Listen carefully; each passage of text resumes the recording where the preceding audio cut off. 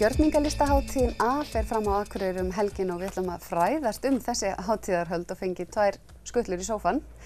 Guðrún, hvað gjörningalistahátíðin A? Heyrðu, hún algjört glimmer og þetta þriðja skipti sem við erum að halda hana.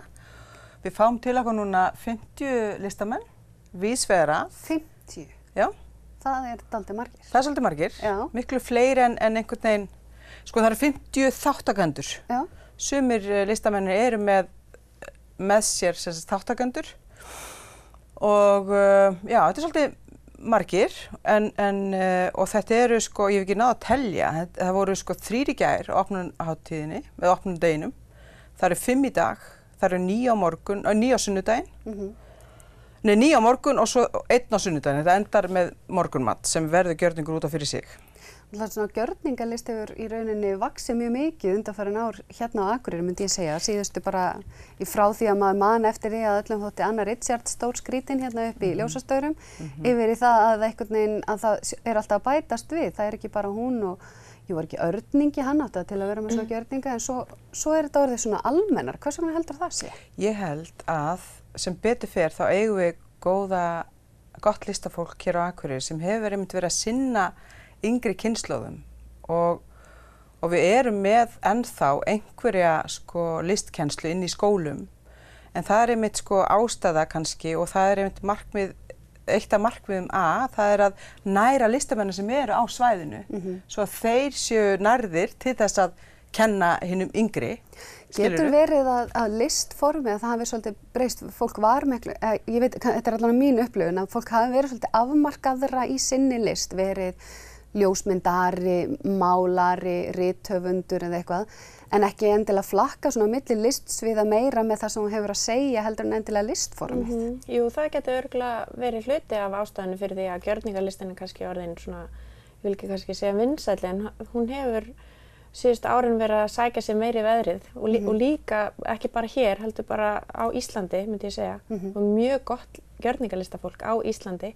Hvernig kynntist þú gjörningalist og hvað var það sem fékk þig til að heillast af þessu listformi?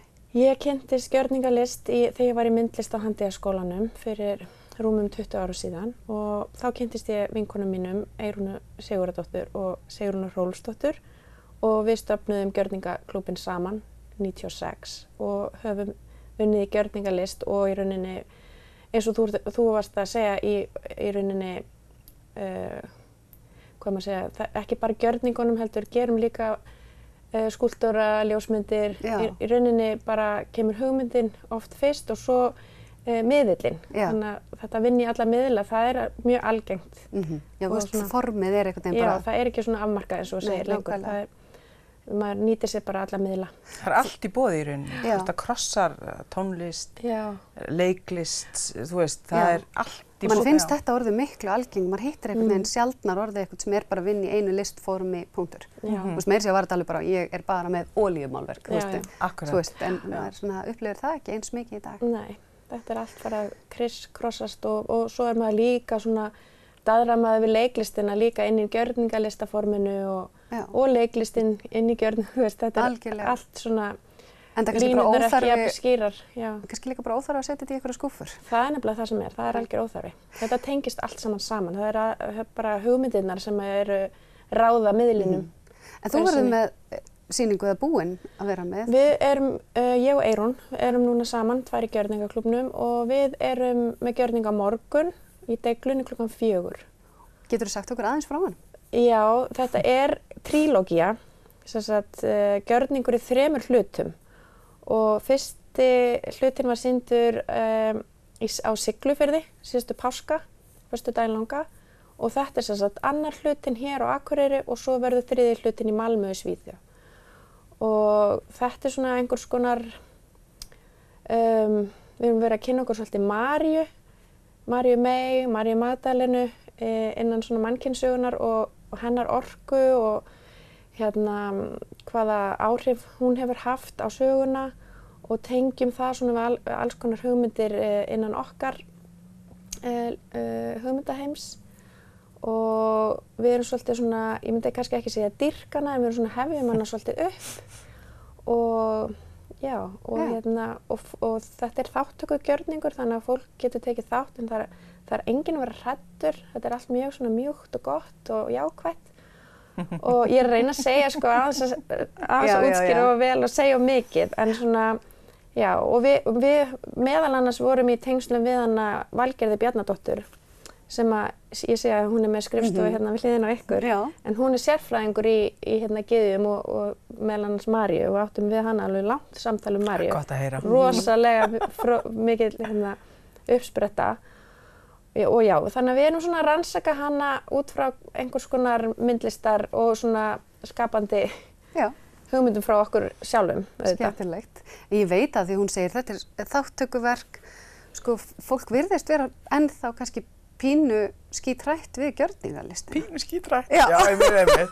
En sko það sem skemmtilegast finnst mér við gjörningalist, það að þetta fyrir alla aldurshópa yfirleitt og skilur eftir einhvers konar upplifun sem þú kannski getur ekki endilega sett í orð en hún lifir með þér og þetta svona sáir oft fallegum fræjum fyrir alla aldurshópa og svo líka að við uppbyggingu svona hátíðar, maður veit ekki nákvæmlega hvað að fara að gerast en samt ákveðnir svona hluti sem þurfa að vera á tæru eins mikið og hægt en svo galdrast eitthvað.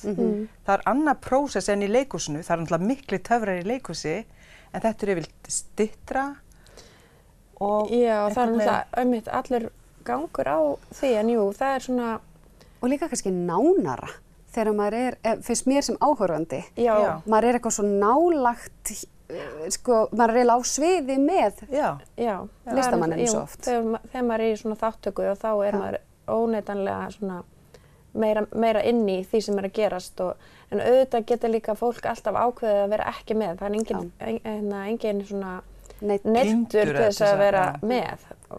Það væri líka bara þá eitthvað allt annað og það bara meikar ekkert sens. Önnur svið og það Frelsi mitt nær þá sem frelsi næsta manns byrjar, var það ekki þannig? Eitthvað svoleiðis. En geturðu svona í lokin nefnt bara kannski, það náttúrulega erfitt, þetta svo margir, eitthvað svona sem þú myndi vilja segja fólk ekki missa þessu? Nei, ég raunin geta ekki sko. Fyrst í gjörningunni í dag klukkan 5 upp í Lystigarðinum og það ofsalega gott veður og ég segi bara ekki missa neinu. Já, af því að sko það svo næs að geta gengið á milli. Já. Og ef þú ert ekki að gera neitt eftir 5 í dag þá bara taktu þátt og vertu með sko. Og komdu á morgun. Og komdu á morgun. Þessi þáttur náttúrulega sýndur klukkan 9 þannig að þú veist, fólk löngu búið að missa því. Eða klukkan 9? Já. Heyrðu, komiði klukkan 9 kvöld, elskurnar mínar. Og þetta inn í þættinum. Þá einmitt Katrín Faber að sýna klukkan 10 í listasafninu. Já. Vídeólistahátíðin Heim, það opið til miðnættis í Vanabyggð 3 og svo hefjum við Akureyrarbær ætlar að heiðraðan Örninga á morgun klukkan 2 í Ketilhúsinu. Svo gjörningu klukkan 3 í Samkomuhúsinu á morgun og gjörningu klukkan 4 í Deiglunni. Fólk verður bara að kynna sér dagskrana eru það á Facebook? Listak.is og svo erum við líka á þessari snjaldru. Já, snjaldrunni. Listak.is, tekkið á þessu og endilega takið þátt eða látið að minnsta kosti sjá okkur á gjörningalistahátíðinni.